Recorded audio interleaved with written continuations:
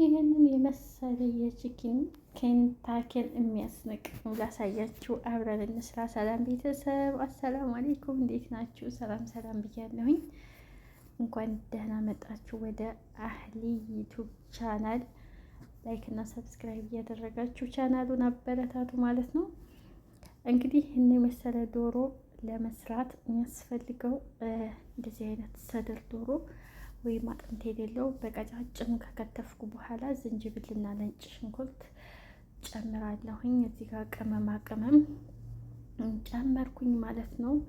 እርድ፣ ፓፕሪካ፣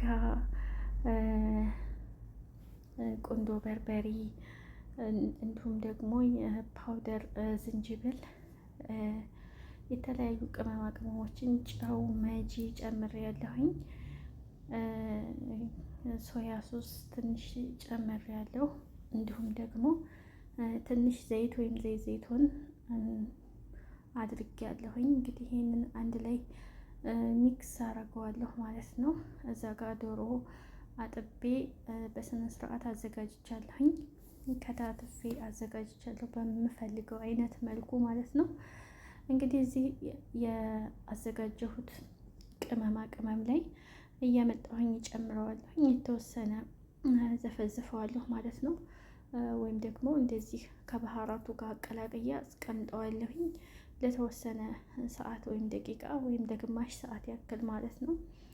በእንደዚህ መልኩ ካዘጋጀሁት በኋላ ትንሽ አስቀምጠዋለሁ የተወሰነ ማለት ነው።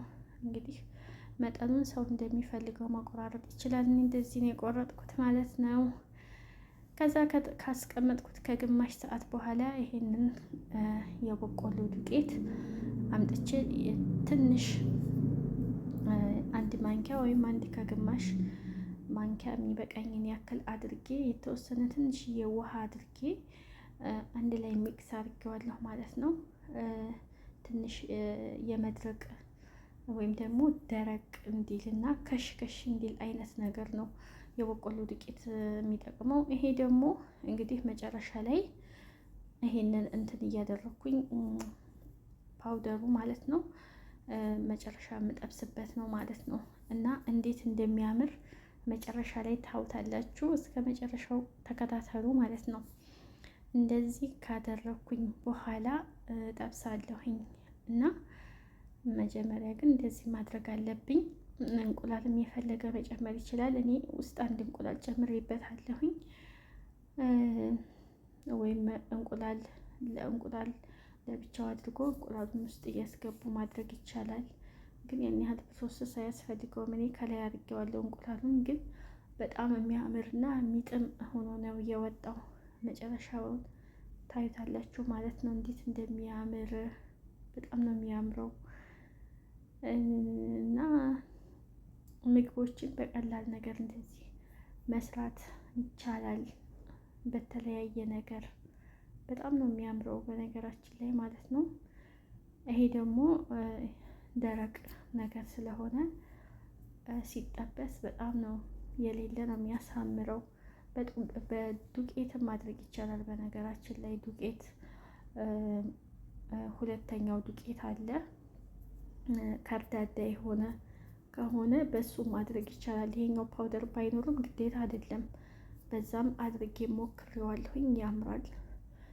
ትንሽ ሲጠበስ የዱቄቱ ነጭ ይሆናል፣ የዚህኛው ደግሞ ቀይ ይሆናል። ካዳሩ የዚህ ነው የሚያምረው። ግን ያው ነው፣ ምንም የሚለየው ነገር የለም ማለት ነው። ስለዚህ በዱቄትም ማድረግ ይቻላል። በዱቄት በጣም በፓውደር ሳይሆን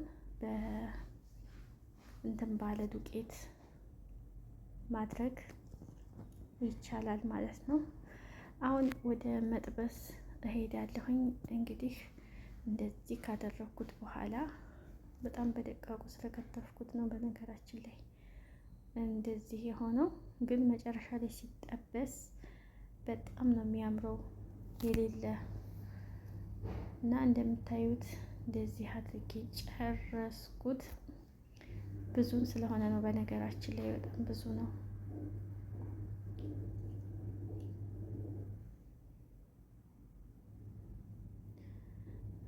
አሁን እንግዲህ ወደ መጥበስ ሄጃለሁኝ። ይኸውላችሁ ሲጠበስ በጣም ያምራል። እዩ እንዴት እንደሚያምር ወላሂ በጣም ነው የሚያምረው። ሲበላ ራሱ በጣም ነው የሚጥመው። ከውጭ እንደዚህ ዶሮ ምናምን የዶሮ ሰንደዊች መግዛት ምናምን አያስፈልግም። ቤት ውስጥ እንደዚህ በቀላል ነገር ሰርተን መመገብ እንችላለን ማለት ነው። ኬንታኬ ምናምን ሲያምረን እንደዚህ አድርገን ራሳችን የሰራነው ነገር በንጽህና ጽድት አድርገን ሰርተን ቤታችን ውስጥ መብላት እንችላለን እና በጣም ነው የሚያምረው። በጣም